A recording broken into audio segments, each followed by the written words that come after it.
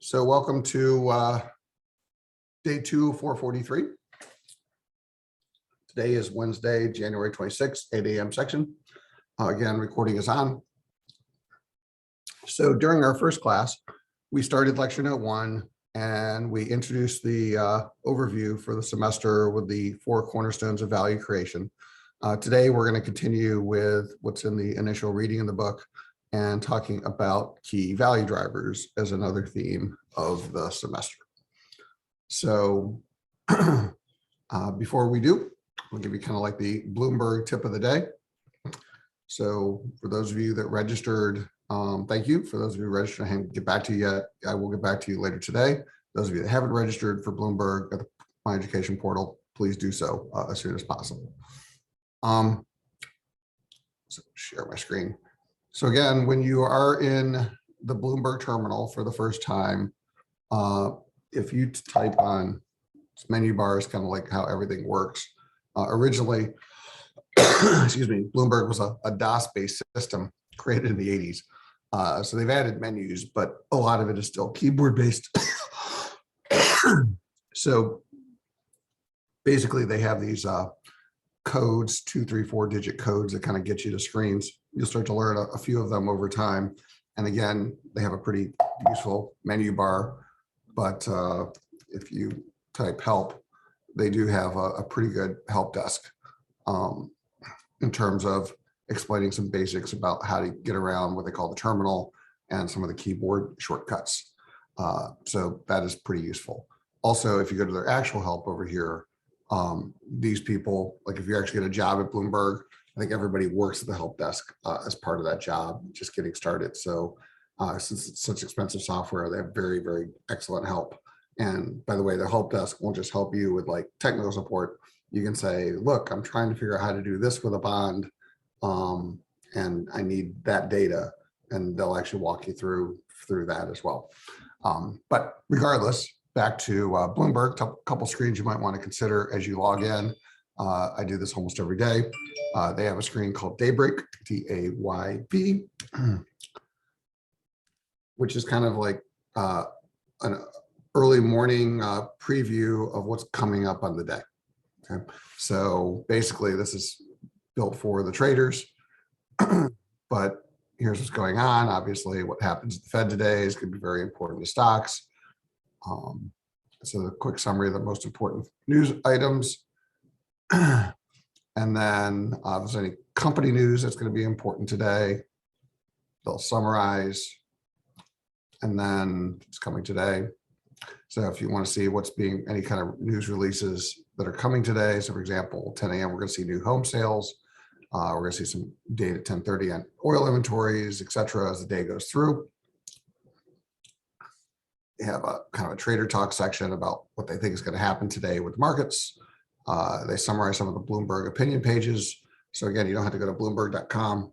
In fact, if you have a Bloomberg professional license, if you go to Bloomberg.com, you can actually use that for free access to Bloomberg.com as well as the news site. So you have to pay for that. So again, you can click through this and then company data, ESG.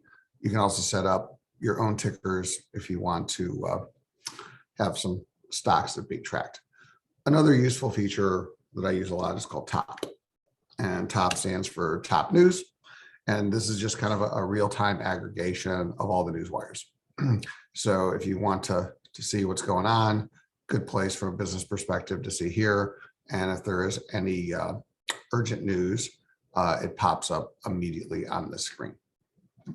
One other feature I'll just mention here today is, again, if you're looking for a company, pick any company. Let's say you wanted to see what's going on with Apple. Start typing in the company name, middle of the screen. It'll sort through the securities. Again, equity is their stock, market, company ticker. So Apple US equity. When you go here, 2 things that are very useful. One is something called DES. It's kind of a description, what it actually stands for, and it gives you a pretty good overview of what's going on with the company. So if you want to learn about the company, there's a description here, price chart, etc., multiple tabs about the stock, about any financial ratios, revenue. It's kind of like a summary screen for any company. And what's nice about this is, for example, earnings estimates, you click on it and you can drill down. So if you want to see the earnings estimate screen of what they were expecting in their next announcements, which Apple's going to be announcing their earnings tomorrow, you can basically track all of that, right? And then summary, and then further drill down, right?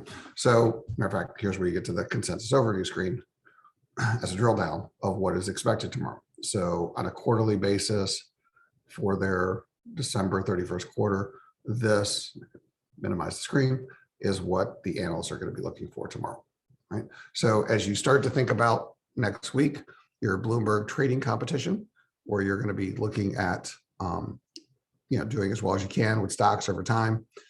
This is a way to start getting information about these companies and potentially, deciding who you want to bet on. Because typically, when you get these earnings announcements, stocks move.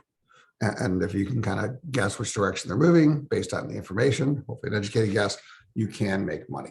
So the other useful feature of Bloomberg is when Apple does report, their historical analysis will be at a screen called FA.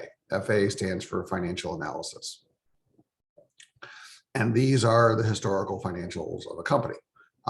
Summary on the first screen, click by tab.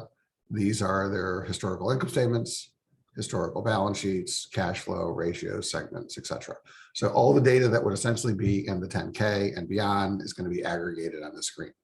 As a matter of fact, when you go to the income statement tab, you'll notice you have multiple income statements. They actually have the one that Apple reports, if I click on the as reported, but Bloomberg also puts it in a standardized format for the analysts. So this is more of a standardized format that Wall Street would be looking at for Apple. And they do that across companies. So again, the other thing I'll just say is what's also nice about this tool is the ability to drill down. So for example, if you're like, oh, what is this operating expense and where did it come from? Well, if you click on it, then they will show you the detail of how they calculated it. And further down here, they'll show you the original statement. And so, for example, if I want to say, oh, what's that SG&A number of 21.9 billion coming from? Click on the little icon. It will actually bring me to the original filing. So again, another nice feature of Bloomberg is that they kind of vet their data and show you the source of the data. As a matter of fact, it's right there is where they got it off of the 10K. So again, if you're trying to do some research on companies, etc., useful tool. All right, back to our PowerPoint for today.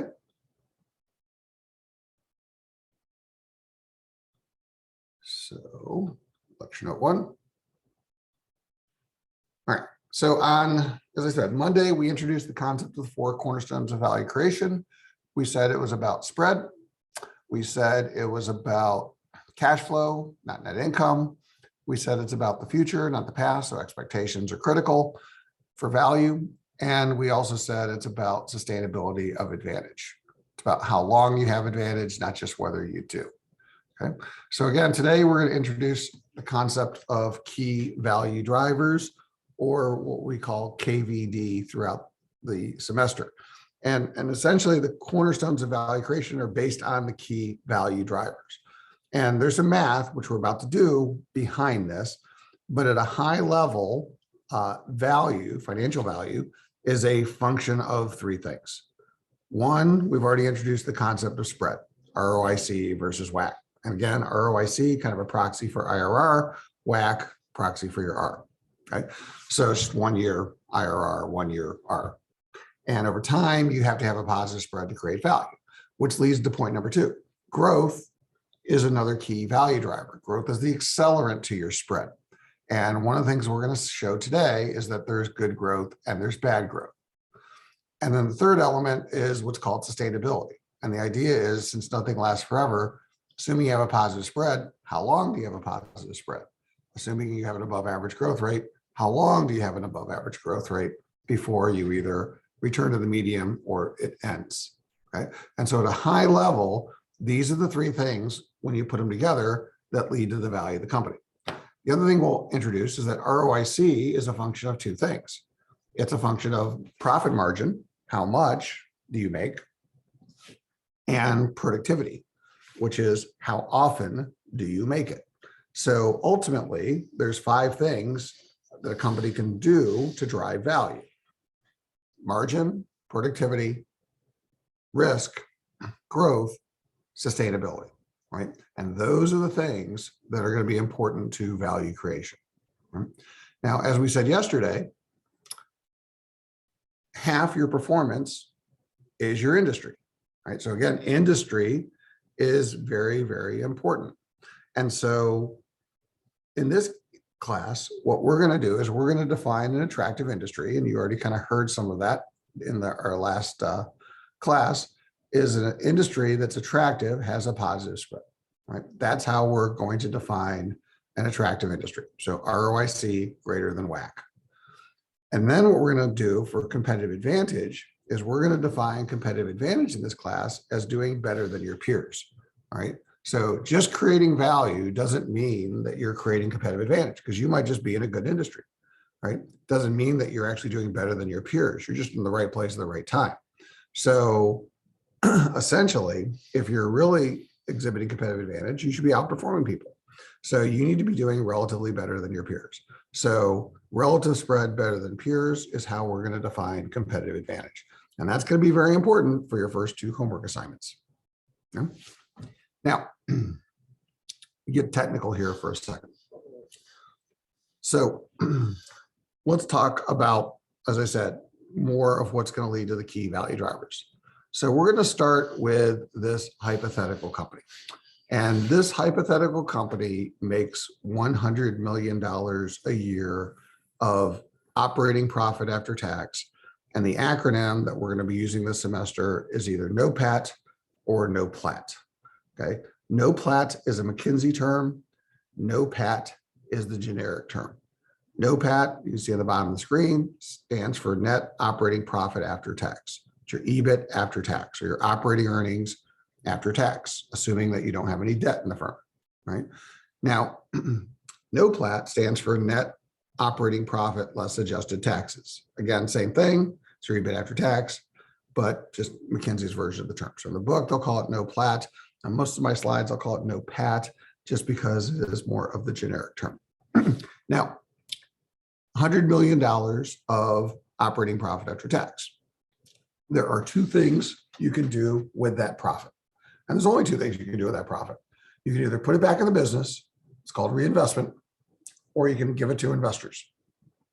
That is called payout. Okay. Now, we make this overly complicated in the real world, meaning when we talk about reinvestment, we'll say, okay, well, we can buy plant, we can create inventory, we can hire people, you do R&D. Like there's lots of ways to reinvest in your business. But from a financial standpoint, you're just putting it back in. So we call that reinvestment, cash reinvested in the business. Same thing, returning payout to investors. I could do a dividend, I could pay interest, I could pay principal, I could buy back my stock. That's all just payout, right? So there's different ways you can pay out. But the idea that you're taking cash, you're giving it outside to an outsider of the firm, the investor, that's called payout. Okay. So at a very high level, you do 2 things with your profit. You either put it back in, reinvest it, or you pay it out. And so those 2 ratios, reinvestment as a percentage of your NOPAT, is called the reinvestment rate, and payout as a percentage of your NOPAT is called the payout rate. Those 2 ratios have to add up to 100% of your total profits. Therefore, 1 minus the reinvestment rate equals the payout rate. 1 minus the payout rate equals the reinvestment rate. Okay. In this simple example, I'm just going to use a 50-50 split. Half of the 100 million is reinvested, half of the 100 million is paid out. Okay. So continuing on. So let's say I want to define 2 terms. One is this semester something we're going to call G, or what's known as the sustainable growth rate. And the second thing I want to define is something called free cash flow. Okay. So to do so, we're going to take this company that made $100 million of profit and reinvested 50 million. Okay. And I'm going to just use a simple assumption. It makes a 10% ROI. right? Made 10% historically, it's going to make 10% on a go forward basis. Keeps the math easy, right? So if I reinvest 50 million and I make 10% of the 50 million, I'm going to get 5 million of new profits, okay? And if everything stays the same, over here is how my profit would forecast. So if I get 5 million in new profits, 100 to 105, and if I still keep making 10% of my core business, 100 million stays 100 million, 100 million plus 5 million is 105 million. Okay. Now that gets to a 5% growth in profits, right? And again, continue on ... Right? Now, that's what's known as G, how fast these profits grow, right? Now, here's the thing. Up here is the shortcut. So if I'm doing this over time, that's known as the sustainable growth rate, or little g. And the formula for sustainable growth rate is the investment rate, 50% is reinvested, times the ROI or ROIC, 10% on the 50%. So 10% of 50% is a 5% G. Okay. So again, this times this equals that. Okay. So investment rate or reinvestment rate times ROIC or ROI equals G. So the point is there's two drivers of sustainable growth, right? And sustainable growth is basically the rate at which you can grow with internal funds. So anything beyond 5% would require external financing. Okay, I need new cash to grow beyond 5%. So this is what I can grow sustainably using internal funds. Half my reinvestment times 10%, or sorry, 50% reinvestment times 10%, I can grow the business at 5%. But this is important from a value driver standpoint. Let's say that I want to grow at 10% per year. I want to grow faster. And I don't want to borrow money to do it. How can I increase my growth without borrowing external money? What could I do? You could reinvest more into your business. So what, in this case, what would the reinvestment rate have to be? Let me see. Just using the math in this slide. You're on the right track. So what would the reinvestment have to go to? Okay, let me see. Get a 10% G. If reinvestment times ROIC equals growth, what do I need to get to 10% growth if I have a 10% ROIC? And want to help out with that one? 100%. Yeah, it'd be 100%. This would have to switch to 100%. Sorry, I'm trying to draw this with my mouse. This would have to go to 100% times 10% equals 10% G. But practically, if I'm a publicly traded company and I say, oh, I'm going to slash all my dividends to zero so I can grow faster, a lot of CFOs don't like doing that. Okay, but they could do it. Like I could actually, by not paying out more, put it back in, I could find a way to grow. Let's say I don't want to do that. Let's say I want to still grow at 10%, but I don't want to slash the dividend. I don't want to cut the payout. I want to keep the payout at 50%. What's my other choice? How else can I get to 10% G? You could change the return on new investment. Yeah, just double the return in every project. That's easy, right? Snap some fingers. Start making 20% in every project. But there's some insight here, because exactly right. 20% ROI gets me a 10% G at the 50% reinvestment rate. But here's my point. This is why profitable companies like Apple, Google, Facebook, ... don't need to borrow any money, because they have extreme returns on investment. And so that's the point. Because they make such high return on investments, they don't need to fund their growth external funds. And I'll show it to you right here in Bloomberg. You'll see it with Apple tomorrow. So this is an example. Share screen. Bloomberg. Back to Apple. If we go to RV,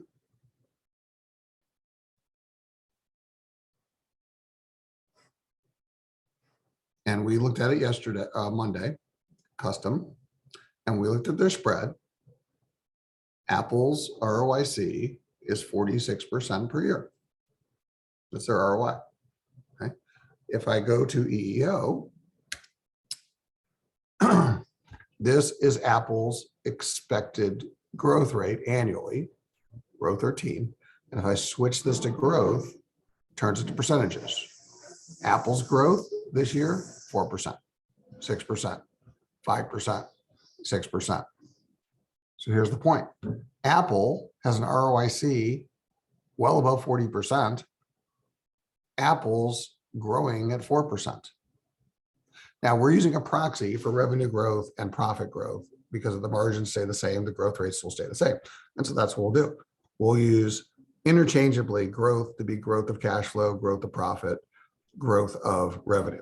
Now, ultimately, G is growth of cash flow, right? But at the same margin, same productivity, it's growth of revenue or profit. But that's the point. Like Apple is generating 40% returns. They're growing single digits. So they're generating so much more cash. So think of it this way. If ROIC is cash flow, and they made, what was it, 46% ROIC, they're generating 46 cents of cash per dollar, and they're growing at, to reinvest 4%, 4 cents per dollar. So they got all that extra cash. They're just sloshing around. That's why their payout is extreme. They can actually pay out huge money, reinvest to grow, and still keep money on the side. So again, this is very exciting to investors, but the point is it's just math. The worst situations is the opposite, by the way, which is the company that's not profitable. Because if you're not profitable, you have a negative ROIC, then you actually are a low ROIC, then you need huge amounts of reinvestment at a low ROIC to be able to grow. And so that's the point. Like the companies that are struggling, actually the ones that need the most investment in order to try and find ways to grow. And that's when investors are leery about giving them the money. So again, that's why at Wall Street, it's called the golden rule. She who has the gold makes the rules. All right, next. Free cash flow. Let's say you own a car. And let's say you don't do maintenance on the car. I'm telling you, the car is not going to last. So you got to do some maintenance on the car. Well, the same thing is true with a company. You can't take all the profits you make and give them to investors because eventually the company's going to fall apart. You have to take some of that cash and you have to put it back in just to sustain the business, keep the buildings going, replace technology, whatever it is. You got to do some investment. So it's a misnomer to say a company is worth the sum of its future profits. It's not, because you have to reinvest some of those profits. So that was a problem because the accountants stop at profit. They don't look at reinvestment. So in finance, we created our own term called free cash flow. And free cash flow is simply defined as profit after reinvestment. And there's two types of reinvestments that companies make. One is to sustain what they do. Two is to grow. Okay. And so the cash that's left after reinvestment, profit after reinvestment, equals free cash flow. And that, in this case, if I make 100 million of profit, I reinvest 50 million, I have 50 million left. That is the theoretical reinvestment rate, or sorry, payout rate, because this is the 50 million that I can pay out sustainably, right? Because it's, the idea is it's free and clear, right? And that becomes the value of the business. So the value of the business, of the operations, is the future free cash flows, not the future profits. It's the profits after the reinvestment, okay? And so this is what's going to drive value, because this is the theoretical payout rate. Questions?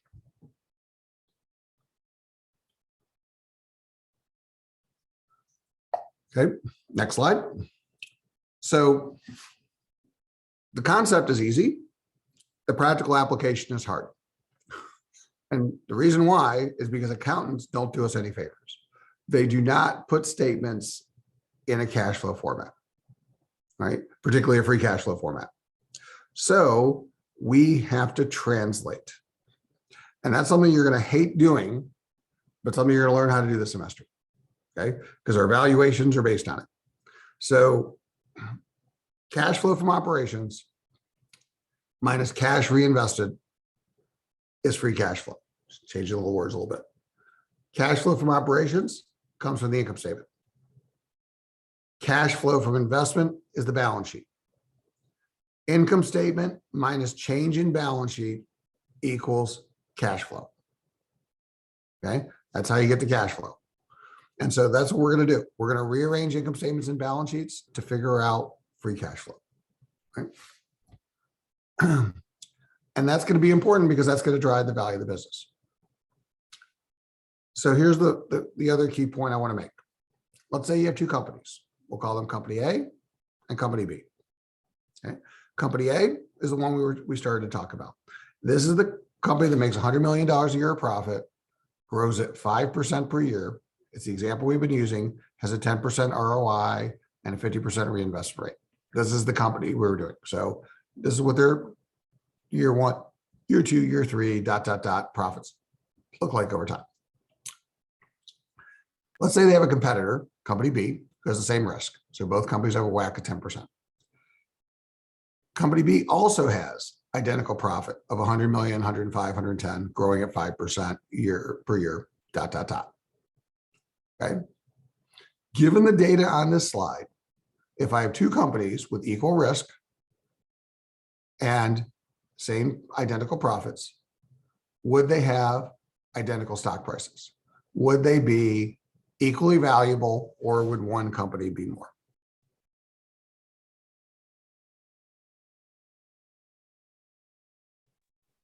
I would say company B would be worth more than company A Why? because its free cash flow is higher as well as the return to net investments is double than company A's. Exactly right. So B is more valuable because you correctly identified that value is driven by free cash flow, and B, for the same profits, makes more free cash flow than A. Does everybody see that? But there's a very important link here. Why does B generate more free cash flow than A for the same profits? Why is this 75, not 50?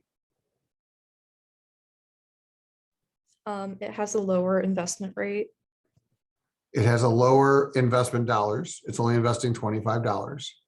Why does it have a lower investment rate? Why less in dollars? Because the return on net investment is greater. See, this is the link I want you guys to see. This is the way that I'm showing you that ROIC is going to be free cash flow. And more importantly, a higher ROIC equals more free cash flow and therefore more value. It has to, mathematically. Because one of two things is going to happen if you have a higher ROIC. Company B at 20%, company A at 10. If my competitor has a 20% ROIC, they can either, for the same investment, they'll make more profit because they're going to make 20% of their investment. I'm going to make 10% of their investment. Or, which is the case here, they don't have to invest as much because they're better at what they do to make the same profits. Because I make 20%, I don't have to spend as much as you do when you make 10%. And that's what you see leads to more free cash flow, right? So either way will work. I can either spend the same as you, like say company B invested 50, well, at a 20% return, their profits would be 110. Or because they're making 20%, they only have to reinvest half of what I do, making a 10%, 25, to make the same profits, and therefore either way generate more free cash flow and become more valuable over time. So again, caveat, at the same level of growth. Okay. So at the same level of growth, because in this case, the growth is identical for both companies. If you generate more free cash flow, you will be more valuable. If you generate less free cash flow, you will be less valuable. Said another way, at the same level of growth, if you have a higher ROIC, you will be more valuable. If you have a lower ROIC, you will be less valuable. What makes it complicated is growth is not identical across companies. And so what ultimately matters is the growth return combination. So for example, I can have a high ROIC and a low growth rate. And I could be less valuable than a company with a lower ROIC, but a much higher growth rate. Because they're going to take, let's just say, I make 20% ROIC, which is 20 cents of cash per year. And I'm growing that at 2% a year. Right? And somebody else makes 15% ROIC, but they're growing it at 5% per year. Okay. When you're growing, you start at 15 and you compound that with 5% growth rate, and you start at 20 and you compound it with 2% growth rate, the 15 is going to pass the 5, or 15 is going to pass the 20. Okay. That, by the way, is how smaller companies with high growth trajectories can be so valuable. Okay. Because people are expecting high growth with high return, and that the math says that's a really valuable company. Okay. That's why when you get mature, as an example, your value starts to fall because you have great returns, but you don't have any growth anymore. So you don't compound the growth anymore. You're like a bond. Okay. And so you're going to start to understand that when you start to look at stock prices. Right. And that's where key value drivers come in. So how do we turn this into value? Stocks are perpetuities. We assume that companies last forever. Matter of fact, that's the difference between a project and a company. Projects end, companies go on. That's at least the assumption we make. Well, how do I value a company or something that's going to last forever? Well, in finance, we use something called a perpetuity, which is represented on the screen. As a matter of fact, what we specifically use is something called a growing perpetuity. Cash flow divided by R minus G. That is how we estimate long-term value, or what's called continuing value for a company, right? Because we basically say, if you have a constant cash flow that grows at a constant rate, and you know what the risk is, you can value that. It's called a perpetuity, right? And that is the formula at the bottom of the page, cash flow divided by WACC minus G. That's basically the growing perpetuity formula. And that's how we are taught to estimate long-term value, right? But there's a couple of problems with that formula. Number one, we're using 3 values to represent the entire value of a company long-term. So we're kind of overly simplifying, but it's what we do. Okay. 2, though, there's another inherent challenge with the growing perpetuity formula. That is this. It assumes that the rate of return on historical cash flows is the same rate of return that we're going to earn on the future cash flows. So whatever return you're earning now, you earn forever. That's inherently built into the growing perpetuity. So if you have a return that's very low and you're not doing well, when you forecast that out, that's going to be your line. If you're on a growth trajectory and you forecast that out forever, that's going to stay your line. So the problem with the formula for growing perpetuity is it exaggerates the current directionality of the firm forever. Growth firms never stop growing. Companies that struggle never pull up the plane. And so what will happen is when we use this formula in the real world, we will overvalue companies and we will undervalue companies, because the realistic point of a company is it's going up, it's going to start to level off. Or if it's going down, it's going to start to pull up. This formula never addresses that. Your future can't change when you use that formula. And so that's one of the big problems with the growing perpetuity. They kind of gloss over this in your finance textbooks, because this is what they use in the real world. This is what they use on Wall Street to value companies long-term. So this is the key insight from the McKinsey book. It's called the key value driver equation. It is a growing perpetuity. It's the formula right is what they call KVD. Formula left starts with the key value, it starts with the growing perpetuity. How do we get there? From the left to the right. Well, McKinsey said, okay, we're going to make two substitutions to the growing perpetuity. We're going to say cash flow, which is free cash flow, is profit after reinvestment. So profit times 1 minus the reinvestment rate. And then they said sustainable growth is the investment rate times the ROIC. So therefore, investment rate is growth divided by ROIC. So substitution 1, substitute IR for G over ROIC. Substitution 2, you get this formula on the right. This formula is a growing perpetuity. Okay, same as growing perpetuity, just change the math a little bit. But the advantage of using McKinsey's version of the growing perpetuity, called the key value driver equation, is right here. That ROIC is future ROIC, or another way of saying it, incremental ROIC. So the one thing McKinsey said is, okay, the problem with the formula over here, the past, the future ROICs had to be the same. But with our version of the formula, I can use a different ROIC for the future than the past. Now it's one ROIC for the entire future, but I can make it more representative so that if I do have this really high growth company, and I think longer term, they're going to mature and the returns are going to stabilize, I can adjust. Or if I have a company that's really struggling, I can put a more recovery ROIC in the formula and adjust.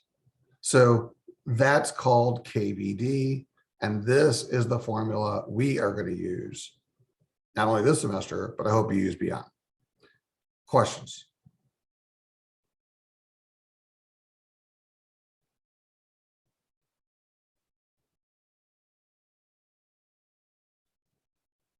All right. So I'm going to open up Excel. Hey, Professor, just a quick question. Yep. So you said that the KBD formula does adjust for changes in the future? Well, that's the whole point. It's the key value driver formula, which I'm going to reshare here a second. I'm actually share my desktop so I can jump back and forth. The key value driver on the formula for the right, that ROIC on the right-hand side is incremental future ROIC. So the point is you can have a different ROIC in the future than the past. Where the formula left, cash flow divided by WACC minus G, you can't change the IRR. You can't change the ROIC. It's whatever it is today. It's built into the formula. That's the difference between the two. Now, the rest of the formula right does use your historical. So again, because your profit's based on your current profit, which is your historical ROIC. But the ROIC in the denominator of the G divided by ROIC, that's incremental. So why is the cash flow divided by WACC minus G? Why is that the one they use on Wall Street?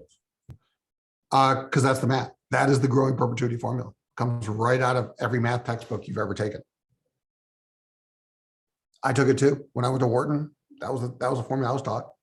Cash flow divided by R minus G. It's growing perpetuity. You got to value a company long-term using a growing perpetuity. We call it continuing value. It's been used for decades. Got it. Thank you. And I'm just saying, so McKinsey said, yes, we do use a growing perpetuity. We think we can build upon it and make it better.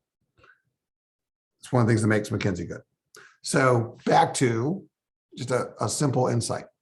So what I want to do, I think you can see my desktop. So I'm going to go to Excel. And I'm going to make Excel a little bit bigger. And I'm going to show you how this works. So this is the formula. And these were the two companies. So I asked you which company was more valuable. You guys said B intuitively. Well, I want to do the math, kind of show that B is worth more than A. So we have two companies, A and B. And we have 4 data points in the formula. Profit, which is expected profit. So we care about future profit, not past profit. We care about growth, G. We care about the future ROIC. I'll call that the expected ROIC. And we call it the WACC.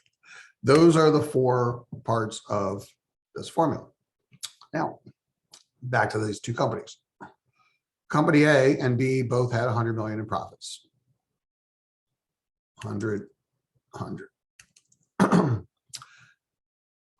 They're both growing at 5%. 5%. 5%. The ROIC of A was 10%. The ROIC of B was 20. So 10 and 20. And the WACC for both companies, I told you, was 10. 10 and 10. All right. So value is the key value driver formula. Now, I told you, or intuitively, you said B was worth more than A. And kind of is, because basically everything here is the same except higher ROIC. Higher ROIC, same risk, same growth, should lead to more value. How much?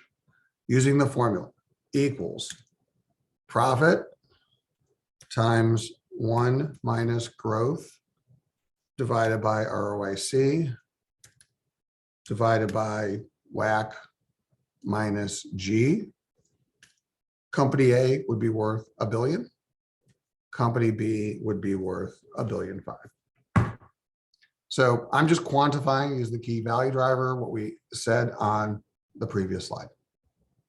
Now, in the real world, there's something called a price to earnings multiple. What is the PE of company A?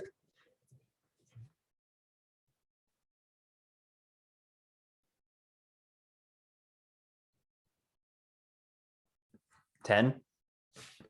Price is $1 billion, earnings 100 million. They would trade at a PE of 10. Company B would trade at a PE of 15. Price divided by earnings. That's why I told you, and I will show you, that multiples are just rearranged math.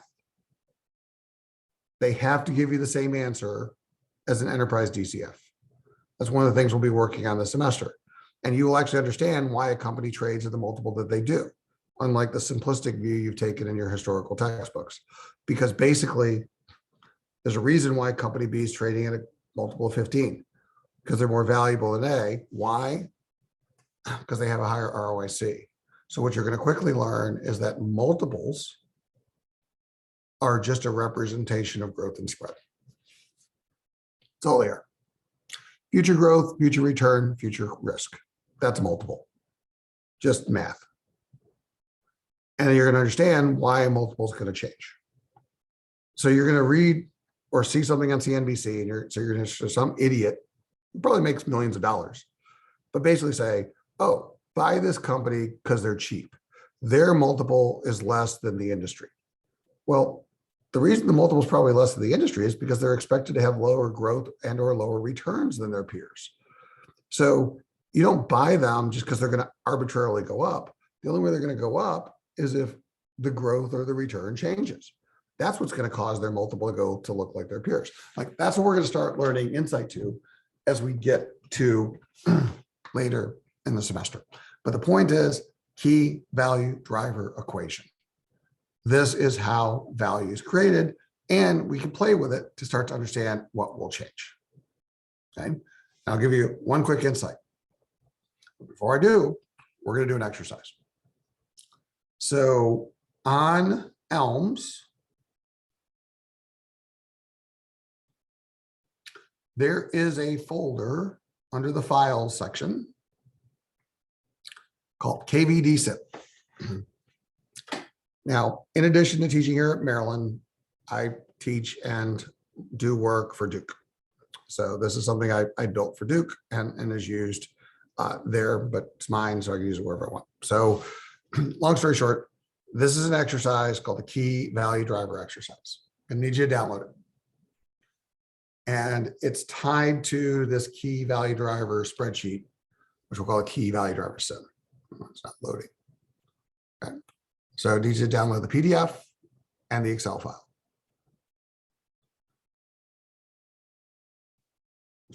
too many of us all at once. So download those two files. Let's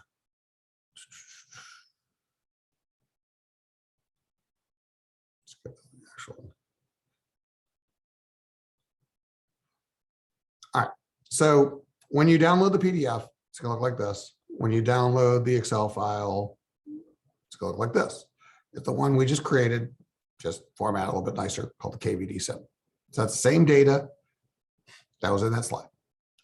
So what I'm going to ask you to do is I'm going to put you in a Teams for 12 minutes or so. And I just want you to follow the sim, start with the companies, make the changes, see what happens. Actually, give me 15 minutes, and then we'll debrief at the end. And this is going to go through 4 scenarios of the key value drivers. Because what we want to start to understand is when things change, what happens. And this is going to put in some changes. You're going to see what happens. You're going to describe it to me. We're going to come back. We're going to talk about the 4 scenarios. So I'm going to put you into some random Zoom teams and then work through that. Sharing is enabled. So I'll see everybody back here in 15 minutes and we'll debrief. Okay. So again, the files that you'll need, one person in your team can share, your random team, our KVD sim on the files tab of Elms. Okay. Just follow the instructions of the PDF, change it in Excel, see what happens, come back in 15 minutes, and then we'll debrief very quickly. All right. Random Zoom teams. Zoom. Stop share. Let's see.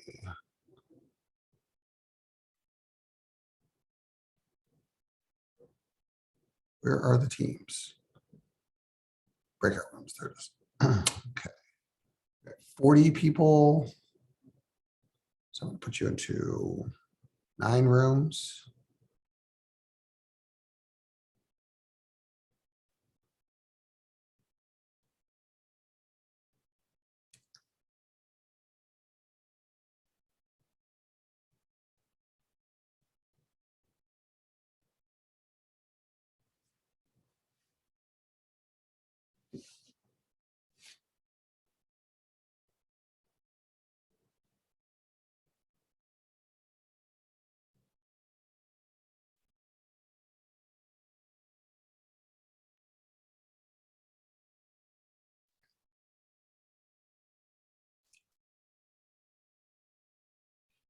All right, welcome back from your breakout rooms. So hopefully you were able to complete the scenarios, kind of get some insights into the key value drivers. But let me go ahead and at least share my screen. So starting with a bit bigger. All right, so the first thing was you changed the profit. So when you change the profit, what happened to the value and the multiple?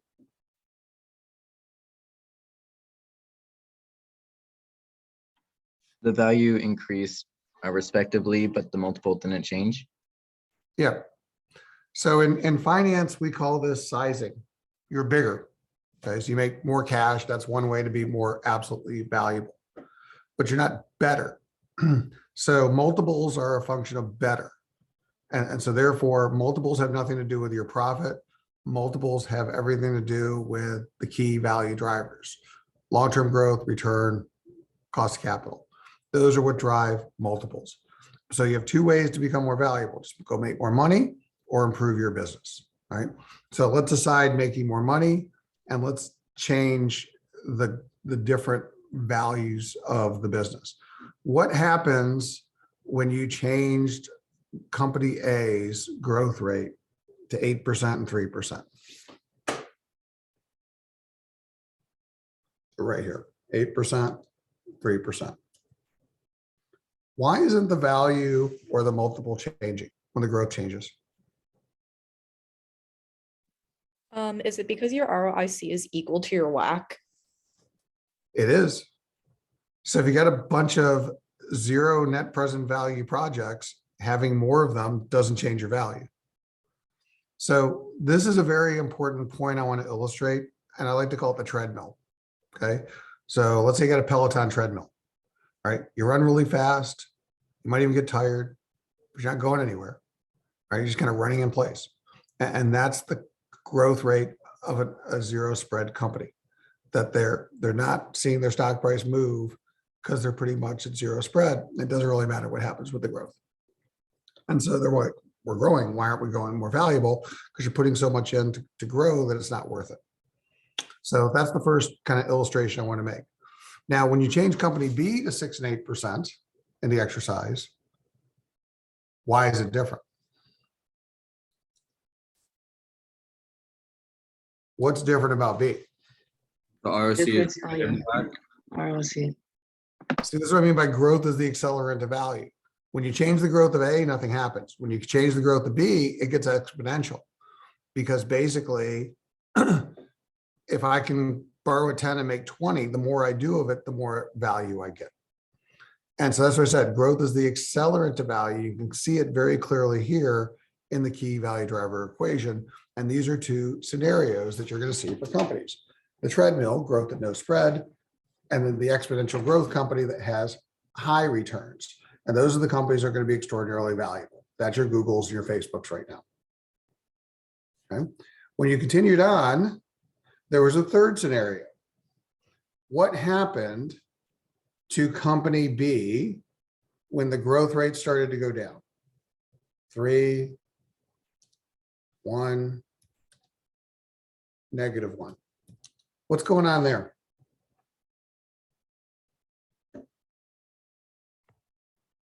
The value and the multiple are decreasing. Yeah, so why?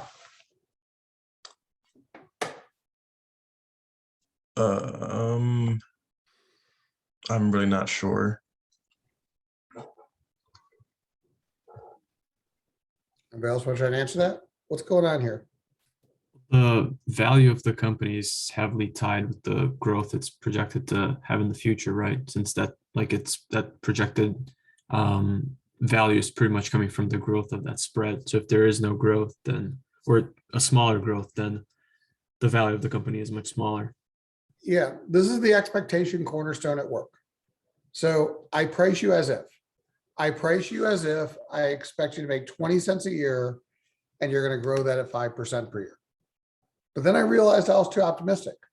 Yeah, you're going to make 20% per year, 20 cents per year, but you're only going to grow at 3. Well, you're less valuable. Your multiples compress, your value starts to go down. Okay. This is what happens to mature companies. When the companies start to mature and their growth slows, they might still make very high rates of return, but their multiples are going to come down, not because they're not making good returns, but because they don't have the same expected growth anymore. And so when you're growing at 20% a year versus growing at 5% a year, that's a different multiple. And you can clearly see that with the key value driver equation. The fourth scenario, as you went through the exercise, is what happens when you have the negative spread. Okay, and you changed the spread to be negative. So what happens if company A has a negative spread and then you start growing it?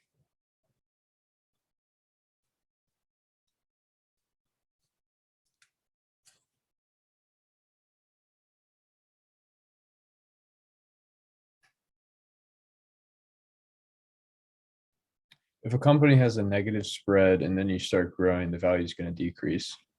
Yeah, and that's the point. You just destroy value at a faster rate. So what do you do in this situation? You slow the growth, or you don't grow at all, or even more importantly, you shrink.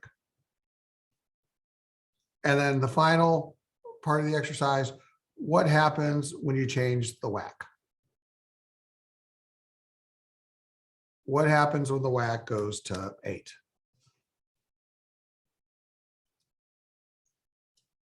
You get a positive spread. And therefore, what happens to the value of the multiple? Increases. Yeah. But notice how much more they increase than increasing the ROIC 1 point. Because remember, we're dealing with discounting. And when you discount into perpetuity, that does affect value. So discount rates matter as well. So just out of curiosity, what's happening with inflation and interest rates right now? They're going up. Inflation is going up. So if companies have an all-time low cost of capital of 7% and overnight interest rates rise 1 point, what's going to happen in the stock market? Values go down. A prices go decrease in down. value, yeah. What are you witnessing in the stock market today? Correction, Exactly. Why? because interest rates are going up. Yeah. And for the same cash flows, higher interest rates, you're worth less. It's just math. So I'm saying if you cut through all the news and BS that's going around in the world today, that's what's happening in the stock market. Stock market is now just correcting to the math. As hurdle rates go up, if they can't get more earnings and growth to change to overcome it, then suddenly those cash flows are worthless. In fact, that's the housing boom. Why did the housing boom get so much for the last few years? Because mortgage rates went to an all-time low of about 2.7%. And that drove up housing prices. And now what are you going to see? You're seeing mortgage rates rise. Well, guess what? Now's going to be less good a time to sell a house.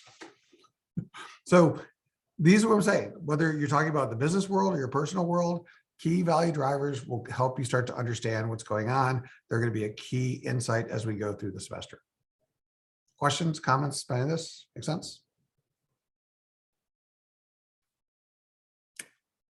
All right, so for Monday, you have a very simple homework assignment. Most importantly, in order to do it, you have to be registered for Bloomberg. In fact, that's the whole point of the homework assignment is kind of forcing you to get working on Bloomberg by giving you a very easy assignment. So basically what you're going to have to do, you're going to have to go to an RV screen.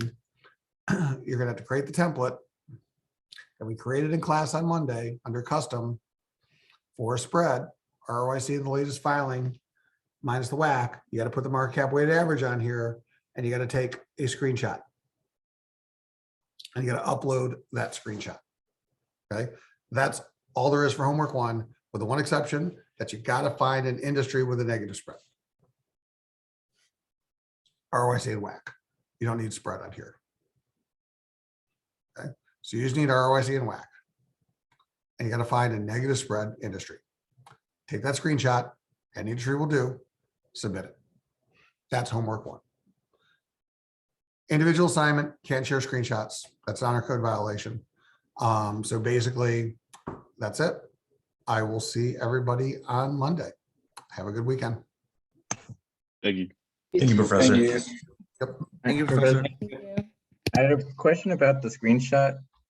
Yep. So I took a screenshot and I couldn't see where the file was saved. So I uploaded a personal screenshot of my computer. Is there a difference between the No, screenshots? you're okay. Okay, You're okay. thank you. Professor, I have another. I have a question. Yep. I requested access to Bloomberg, but I haven't gotten it yet, so I can't do anything on the terminal. Yeah, you'll be sometime probably this morning or later today. You're going to get an email from me giving you access. I gave about a third of the people that requested so far. I'm just going through it. All right. But it'll be done today. I have a question as well. They're on the Bloomberg Market Concepts page, the BMC. There's a class enrollments. Do we need to add anything in that? No. Okay. We just have to wait for the term of access then.